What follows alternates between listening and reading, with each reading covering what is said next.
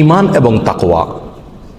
প্রিয় ভাইরা, যখন ঈমান এবং তাকওয়া কারোর মধ্যে থাকে তখন আল্লাহ সুবহানাহু ওয়া তাআলার পক্ষ থেকে বরকতের বারিধারা তার প্রতি বর্ষণ হতে থাকে।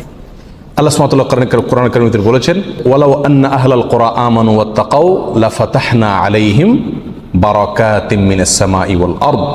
যদি কোনো জনপদের লোকেরা ঈমান আনে এবং তাকওয়া অবলম্বন করে তাহলে আমি আসমান থেকে এবং জমিন থেকে, উপর থেকে নিচ থেকে, উভয় দিক থেকে বরকতের সমস্ত দুয়ার খুলে দেব।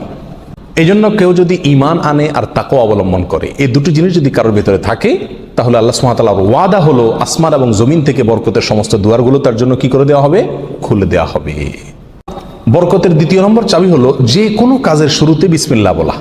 যে কোনো কাজের শুরুতে কি করা? বিসমিল্লাহ বলা। নবী আলাইহিস সালাম বলেছেন, তোমাদের মধ্যে কেউ যখন খানা শুরু করে এবং সে যদি বিসমিল্লাহ বলে তো শয়তান তার সাথে ওই খাবারে যোগ দিতে পারে না, ভাগ বসাতে পারে না। যেটুকু